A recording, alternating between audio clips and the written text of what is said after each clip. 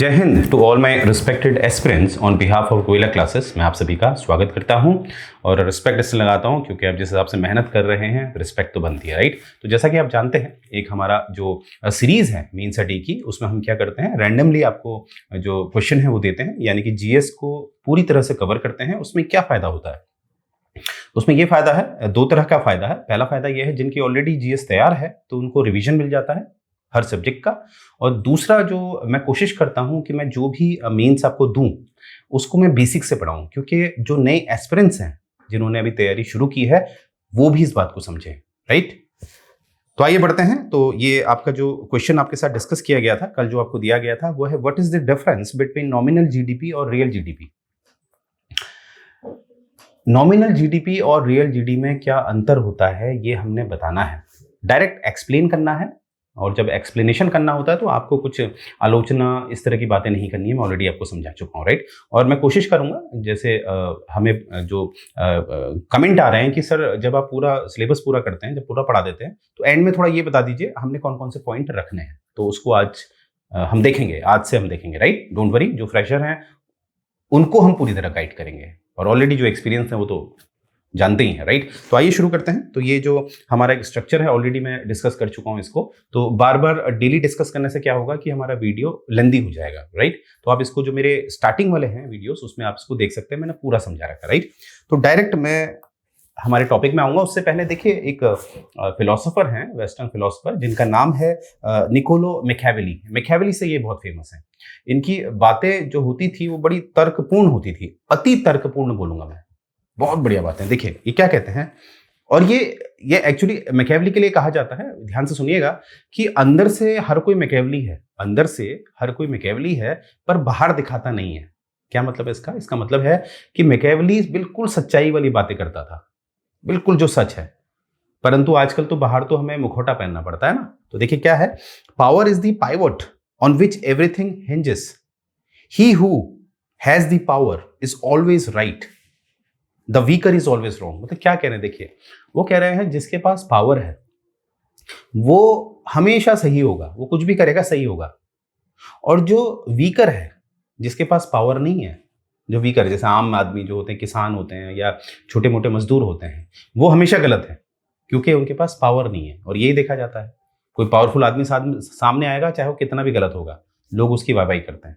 और जो वीकर है वो कितना भी अच्छा होगा तो उसके अगेंस्ट ही लोग जाते हैं। तो मैं ये कोट क्यों लेके आया हूं आपके सामने? इसलिए लेके आया हूं कि हमें पावरफुल बनना है। और B.R. अम्बेडकर ने एक बात कही है कि पावरफुल बनने के लिए आपके पास एक बहुत बढ़िया माध्यम है।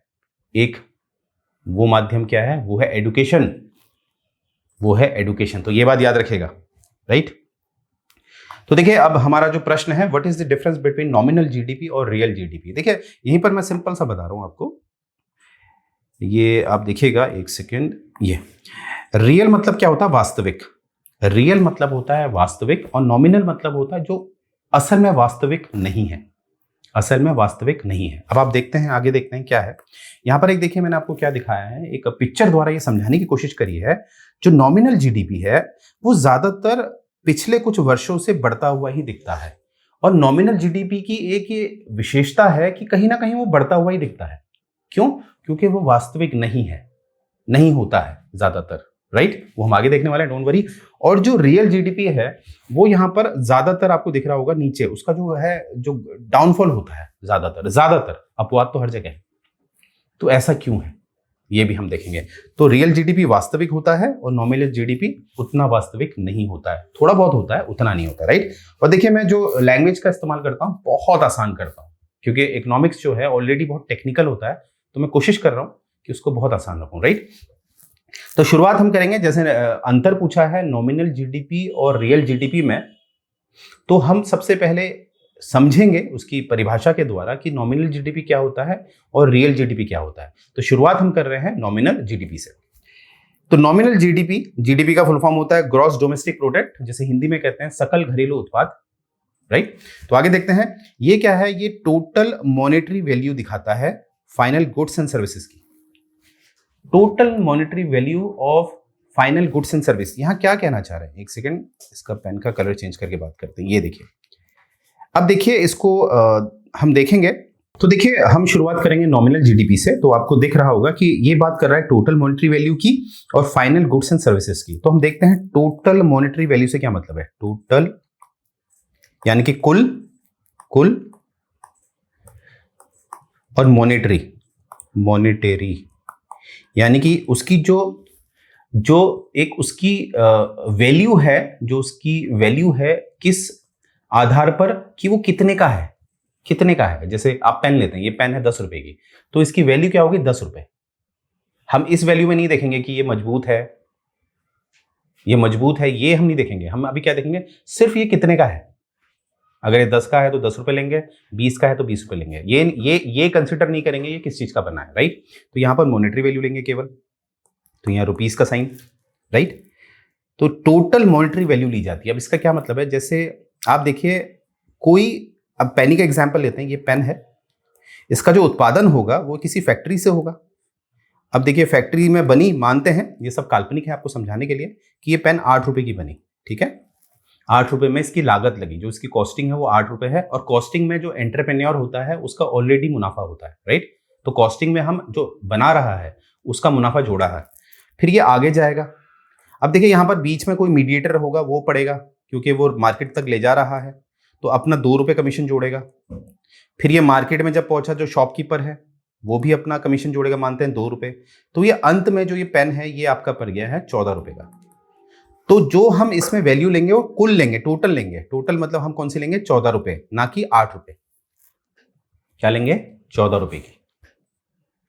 तो ये यहां पर ये मतलब है टोटल मॉनेटरी वैल्यू। मुझे उम्मीद है आप समझ पाए होंगे इसको।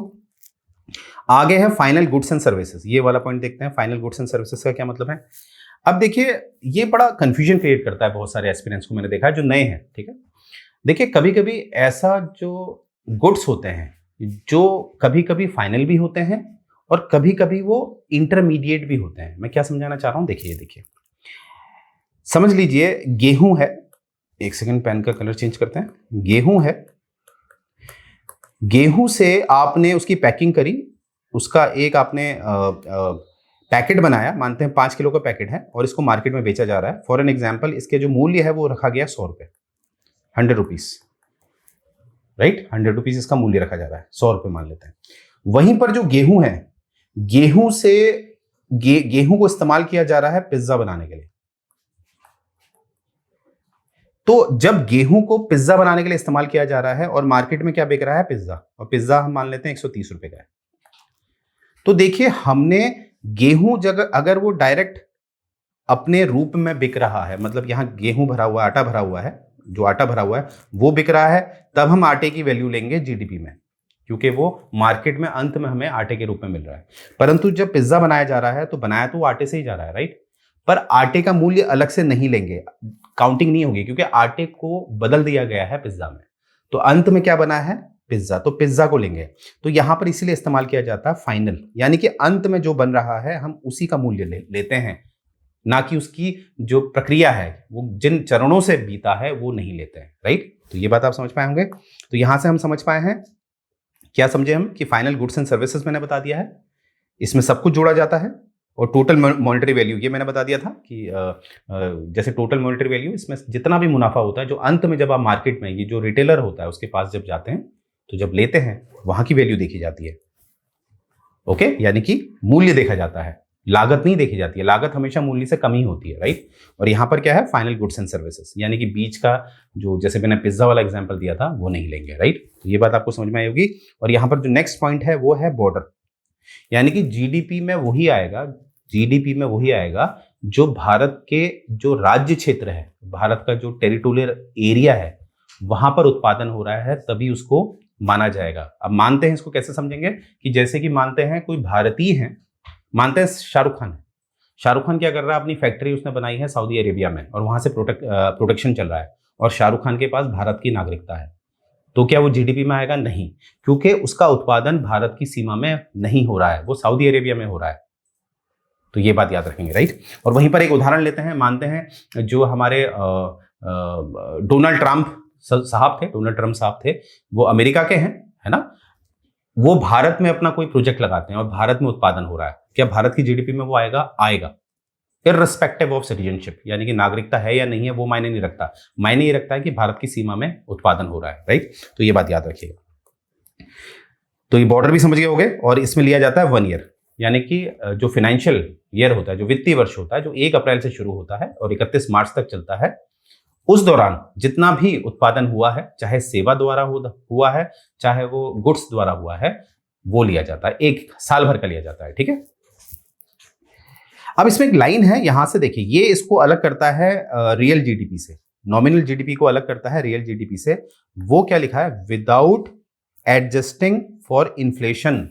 देखो इसको साधारण करूंगा, डोंट वरी, लिखते समय दिख रहा है थोड़ा टेक्निकल, यानी कि इसमें किसी भी तरह का जो इन्फ्लेशन यानी कि जो महंगाई होती है उसको एडजस्ट नहीं किया जाता है। मतलब अगर महंगाई दर कुछ भी है, जैसे मानते हैं आज ये पेन है 20 रुपए का, आज से 10 साल पहले ये 20 रुपए का थोड़ी ना था, उस समय 10 रुपए का था, आज से 20 साल पहले या 10 साल पहले। तो हम अब मान लेते हैं जीडीपी, ये देखिए यहां स्लाइड में देखिएगा, मानते हैं इसी पेन की जो जीडीपी निकालनी है, कॉस्टिंग निकालनी है, तो मानते हैं 2010 में ये पेन हुआ करता होगा 10 रुपए का, मानते हैं, जो कि आज हम देख रहे हैं 2023 में ये पेन है 20 रुपए का। तो इसमें हम अब देखिए, ये महंगाई तो बड़ी है, पेन तो एक ही है, पेन तो एक ही है, फैक्ट्री वही होगी, है ना, फैक्ट्री वही होगी जो इस पेन को बना रही है, मशीन वही होगी, थोड़ा बहुत उसमें तकनीकी एडवांसमेंट हो सकता है, पर सब कुछ वही तो होगा। पर कुछ तो हुआ है कि 20 रुपए पहुंच गया है, वो क्या है, महंगाई, वो है महंगाई। यानी कि हम इसमें महंगाई को एडजस्ट नहीं करने से क्या मतलब है, ये मतलब है कि पहले हमने इसको 10 रुपए लिया था, तो आज हम इसे 20 रुपए लेंगे। ऐसा नहीं कि महंगाई को हम हटा देंगे, नहीं, महंगाई की वजह से 20 रुपए पहुंचा है, इसलिए महंगाई को एडजस्ट कर दो भाई, महंगाई को हटा दो, नहीं, इसमें महंगाई भी ली जाती है। अब आप थोड़ा समझ पाए होंगे क्यों मैंने कहा था कि नॉमिनल जीडीपी जो होता है वो वास्तविक नहीं होता है। क्योंकि देखिए, पहले ये 10 रुपए दिखा रहा है हमारी राष्ट्र की आय में, आज ये 20 रुपए दिखा रहा है, पर उत्पादन तो एक ही पेन का हुआ है, उत्पादन नहीं बढ़ा है, परंतु मूल्य की वजह से ऐसा दिख रहा है कि हमारी जीडीपी बढ़ी है। अब आप समझ पाए होंगे, राइट। तो यही बात इसमें है, ये बात आप यहां तक समझ में आ गई होगी। और ये किस में लिया जाता है, करंट प्राइस में, यानी कि वर्तमान में जो मूल्य चल रहा है हम उसमें जीडीपी ले लेते हैं। वही मेरे उदाहरण में देखिए, वर्तमान में मूल्य चल रहा था 20 रुपए, जो करंट प्राइस है, जो वर्तमान में मूल्य है, उसी आधार पर ये इसका वैल्यूएशन निकाला जाता है, मूल्यांकन किया जाता है। तो आपको, मुझे उम्मीद है आप समझ पाए होंगे कैसे एक नॉमिनल जीडीपी कहीं ना कहीं ये नहीं बता पाता है कि उत्पादन सही में बढ़ा है या नहीं बढ़ा है, क्योंकि ये जो महंगाई को एडजस्ट नहीं करता है, जो महंगाई है उसको भी ले लेता है, जिस कारण क्या होता है, हमें कहीं ना कहीं ये दिखता है कि विकास हुआ है, राइट। तो ये है आपका नॉमिनल जीडीपी। अब देखिए, ये है कि वाई नॉमिनल जीडीपी, एक प्रश्न बनता है, is taken into consideration as we know that it does not provide an accurate picture of the economy's real growth.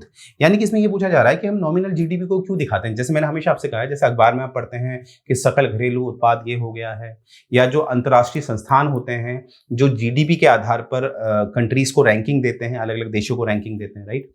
तो वहां पर जो भी डेटा इस्तेमाल किया जाता है वो नॉमिनल जीडीपी का किया जाता है। तो प्रश्न बनता है, नॉमिनल जीडीपी कहीं ना कहीं वास्तविकता नहीं दिखाती है, कहीं ना कहीं, क्योंकि ये महंगाई को भी लेती है। तो हम क्यों इसे लेते हैं, ये क्यों लिया जाता है, ठीक है। देखिए, सबसे पहले इसको समझने के लिए मैं आपको एक पिक्चर दिखाता हूं। देखिए पिक्चर, एक सेकंड, ये देखिए, ये पिक्चर आप देखिए, इसमें देखा होगा जब भी आप बिल्ली को देखेंगे, जो बिल्ली होती है या शेर होता है, एक ही फैमिली से बिलोंग करते हैं, जब भी इन्हें खतरे का अंदाजा होता है तो ये अपना शरीर बड़ा कर देते हैं, ये अपना शरीर बड़ा कर देते हैं, और कहीं ना कहीं जो सामने है वो डरता है, क्योंकि आकार जो होता है वो मैटर करता है ना। जो शेर है वो हिरण पे एकदम आक्रमण कर देगा, पर हाथी पे नहीं करेगा, क्यों, आकार की वजह से। तो इस तरह का ही सिद्धांत लिया जाता है। मैंने आपको कहा कि नॉमिनल जीडीपी का जो आकार होता है वो बड़ा आता है, उसका जो डेटा आता है वो बड़ा आता है। तो उससे क्या फायदा होता है, क्योंकि हर देश, जो बाहरी देश है, चाहे यूरोप है, अफ्रीका है, यूएसए है, कोई भी देश है, वो अपनी जीडीपी नॉमिनल में ही दिखाते हैं। क्यों दिखाते हैं, क्योंकि देखिए आजकल जो जमाना है, 1991 से आपको पता है एलपीजी आ गया है, जो हमारी बंद इकोनॉमी थी उसको खोल दिया गया है। 1991 से तो हर जगह ने इंपोर्ट, जो आयात और निर्यात होता है, वो सब देशों के लिए खोल दिया है।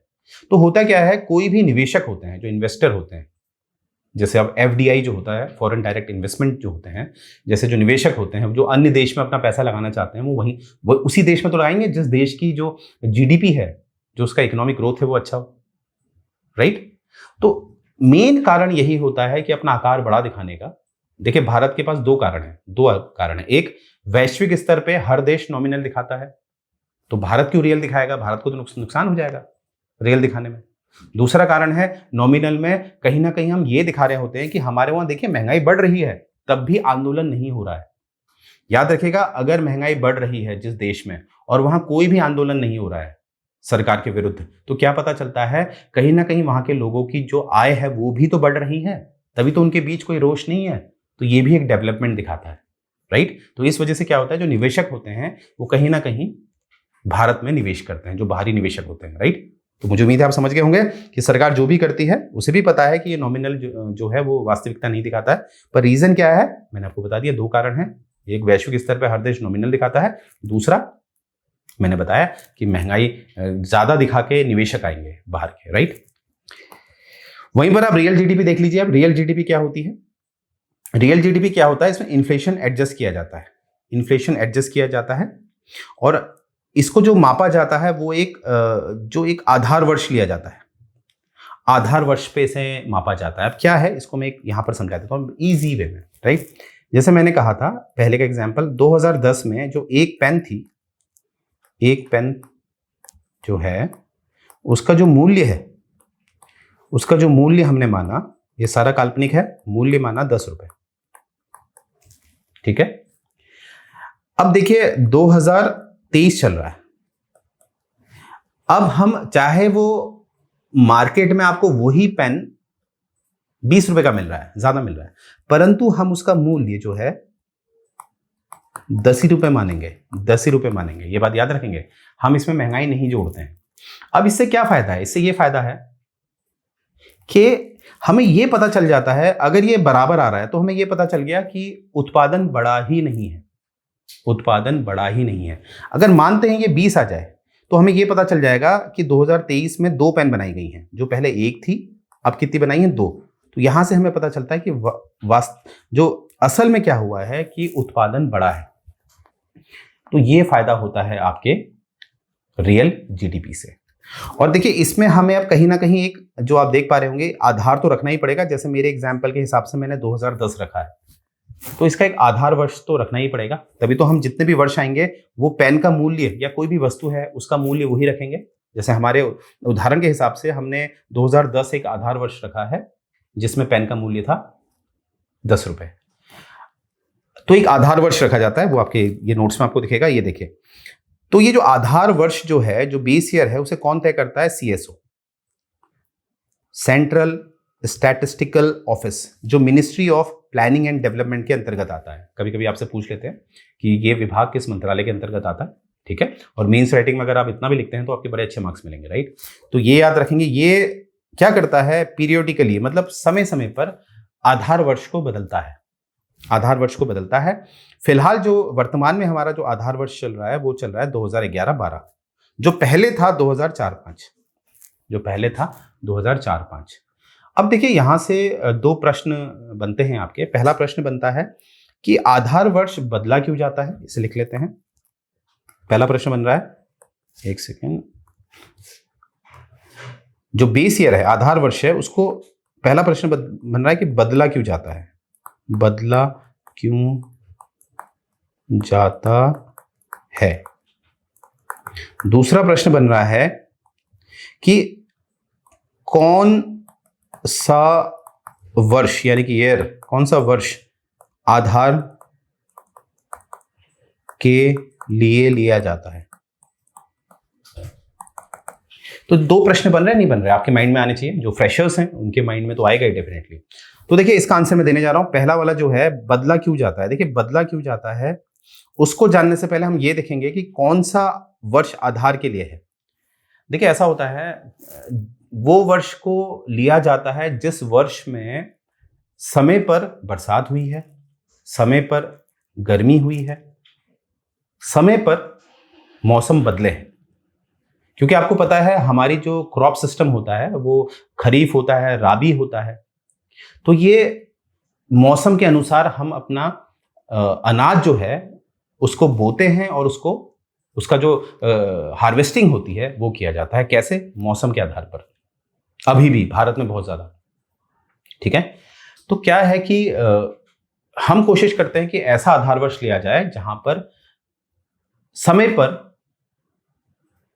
ये जो मौसम में परिवर्तन होता है वो हो। कभी कभी आपने देखा होगा सूखा पड़ जाता है, कभी बहुत ज्यादा बारिश हो जाती है। जब ला नीना इफेक्ट होता है, जब आप ज्योग्राफी में पढ़ेंगे ला नीना, तो भारत में बहुत बारिश होती है।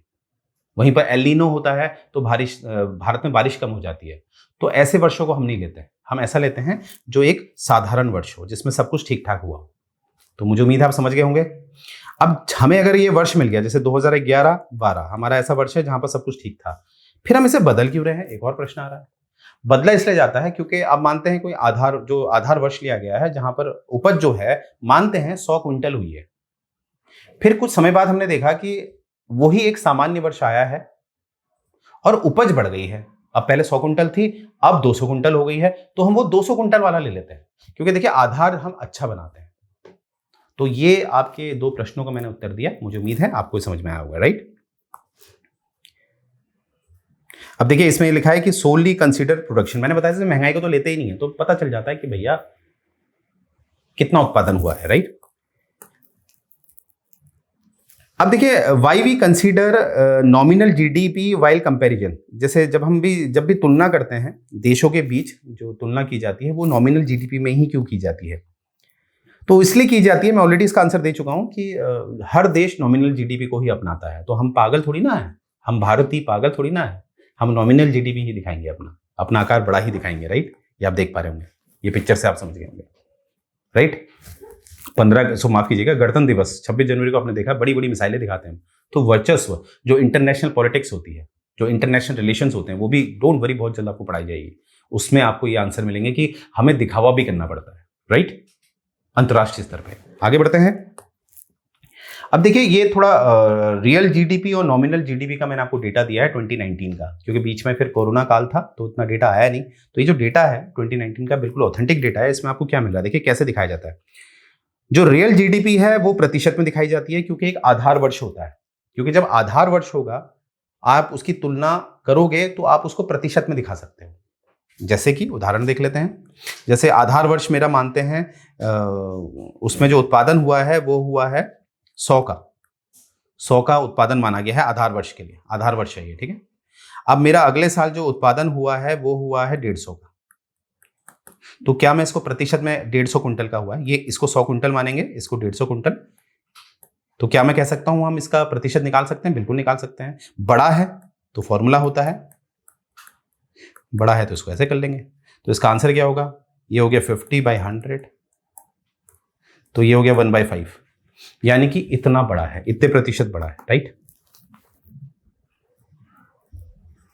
इतने प्रतिशत बड़ा है, यानी कि कितना बड़ा है? 50%। 1/5 मतलब आधा बढ़ गया, राइट। तो देखिए आप जो भी ये डेटा आपको मैं दिखा रहा हूं नॉमिनल जीडीपी और रियल जीडीपी का, इसमें आपको दिखेगा कि 2019-20 का जो रियल जीडीपी है वो है 4.2%, देख पा रहे होंगे आप। तो और जो हमारा नॉमिनल जीडीपी है उसमें डायरेक्ट बता रखा है कि उत्पादन कितना हुआ है। जैसे डॉलर के हिसाब से देखा जाए तो 2.8 ट्रिलियन का, और भारतीय करेंसी यानी कि मुद्रा के हिसाब से देखा जाए तो कितना है? 203.540 ट्रिलियन। तो ऐसा क्यों है? क्योंकि देखिए रियल जीडीपी के केस में हमारे पास आधार वर्ष होता है। हम मानते हैं आधार वर्ष में प्रोडक्शन जो हुआ है 100 का हुआ है, 100 का हुआ है आधार वर्ष में। और जो वर्तमान वर्ष है, आधार वर्ष को हमने मान लिया। देखिए यहाँ पर देखिए आधार वर्ष क्या लेते हैं हम? 2011-12। आधार वर्ष 2011-12 जो है हमारा, उसके हिसाब से हमने कहा 100 कुंटल उत्पादन हुआ है। पर 2023 में मैंने कहा इसका जो उत्पादन हो गया है वो 200 हो गया है। तो लगभग कितना बढ़ गया है? 100 गुना, 100% बढ़ गया, राइट। क्योंकि हमारे पास आधार वर्ष है, क्योंकि हमारे पास क्या है? आधार वर्ष। इसीलिए प्रतिशत में हम निकाल पाते हैं। तो प्रतिशत वाइज आपको कहाँ मिलता है? रियल जीडीपी में। और जो नॉमिनल जीडीपी होता है उसमें कोई आधार तो नहीं होता, राइट। तो हम क्या करते हैं? ज्यादातर डेटा इस फॉर्म में लेते हैं। हाँ, प्रतिशत में भी निकाल सकते हैं। प्रतिशत की तुलना उसके पिछले वर्ष से होती है, पिछले वर्ष से होती है, ठीक है। जैसे 2023 का अगर डेटा निकाला जाएगा 2024 में, तो उसकी तुलना 2022 से की जाएगी, ठीक। तब भी तो हम निकाल सकते हैं, ठीक है। तो ये बात याद रखेंगे। और ये स्टैंडर्ड होता है दिखाने का नॉमिनल और रियल जीडीपी का। तो देखिए अब मैं आ रहा हूं मेन पॉइंट पे कि सर इतना डेटा हमें मिला है, अब इसको हमने कैसे मेन स्टेटमेंट में लिखना है, राइट। तो देखिए सिंपल सी बात है, यहां पर पूछा क्या गया है? देखिए क्वेश्चन में पूछा है क्या, मैंने आपको सिखाया है 3W, आप देखिएगा मेरे प्रीवियस वीडियो। तो क्या पूछा है? क्या तो जब भी ऐसा पूछा जाता है तो आपने क्या करना होता है, आप डायरेक्ट इसमें परिभाषा लिखिए और कंक्लूजन लिखिए। देखिए मैं आपको दिखा रहा हूं, ठीक है, मतलब ऐसा कमेंट वमेंट कुछ नहीं करना है, ठीक है। देखिए कैसे, सबसे पहला स्टेप होगा आपका इंट्रो। इंट्रो में पूछा क्या गया है, तुलना पूछी गई है दो के बीच, तो यहां पर आपने इंट्रो में किसके बारे में दिखा देना है, रियल जीडीपी एंड और नॉमिनल जीडीपी, दोनों के बारे में आपने समझा देना है। अब देखिए सर, मैं किसको पहले समझाऊं, तो कोशिश करिए पहले नॉमिनल जीडीपी को समझाइएगा, क्योंकि अंतरराष्ट्रीय स्तर पे हम क्या दिखाते हैं, नॉमिनल जीडीपी। तो इसकी परिभाषा दे दीजिए, जो मैंने आपको दिया है डेटा वो परिभाषा दे दीजिए।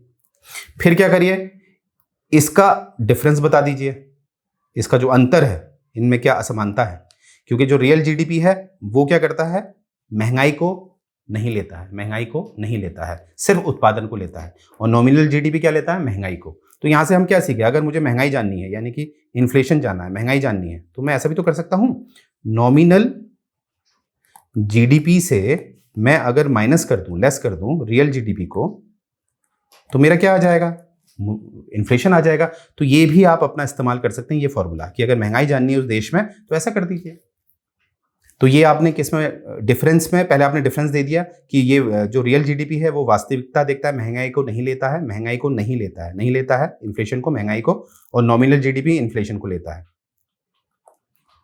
तो इस तरह से आपने अंतर दिखाया, जो मैंने आपको डेटा दिया। अंत में आपने एक फॉर्मूला बना दिया ऐसा कि अगर हमें किसी देश की महंगाई जाननी है तो हम ऐसे निकाल सकते हैं, राइट।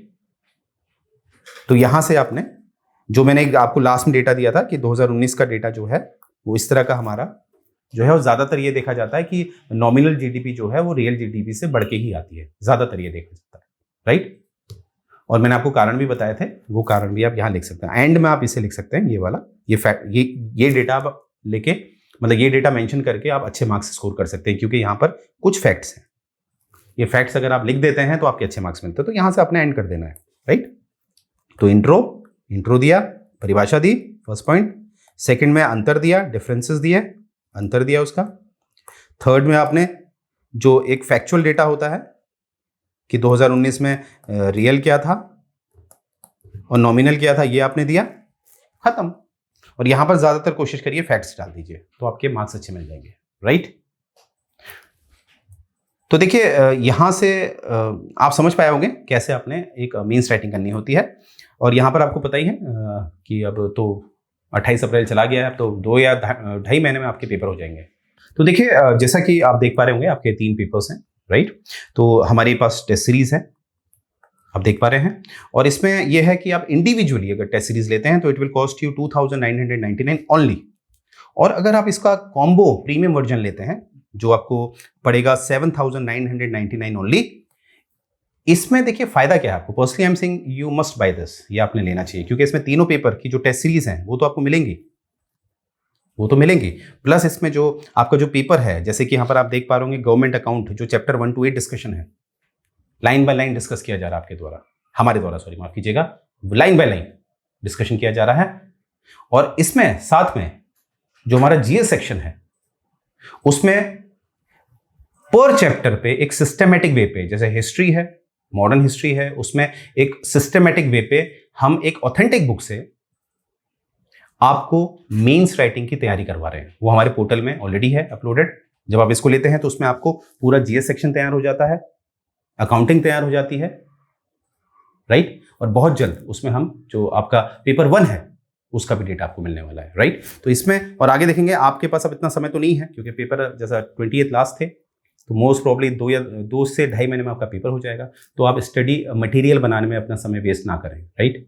एक स्मार्ट खेलिए, स्टडी मटेरियल आपको दिया जाएगा।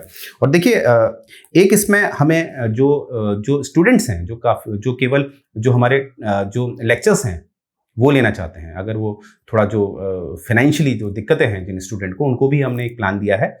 उसमें आपको बस टेस्ट सीरीज तो नहीं दी जाएगी, बट जो यहाँ पर मैंने आपको बात बताई थी कि जो जीएस के सेक्शन है जिसमें हम सिस्टमेटिक वे में आपको पढ़ा रहे हैं स्टेप बाय स्टेप, जिसमें हम मीन्स राइटिंग करा रहे हैं हर चैप्टर की, और साथ में जो अकाउंट्स जो है चैप्टर 1 to 8 उसको भी करा रहे हैं, वो आपको मिल जाएगा प्रीमियम लेक्चर्स के सेक्शन में। बस इसमें आपको टेस्ट सीरीज नहीं मिलेगी, फिर भी it will cost you plus इसमें स्टडी मटेरियल जरूर मिलेगा और it will cost you 2999, right. और यहाँ पर देखिएगा, देखिए जब तक आप मीन्स राइटिंग नहीं करेंगे तो आपका कोई रिजल्ट नहीं आएगा। देखिए ये जो आप देख पा रहे होंगे, जो मोहित राठी जी हैं, इनका सिलेक्शन हो चुका है AETO द्वारा।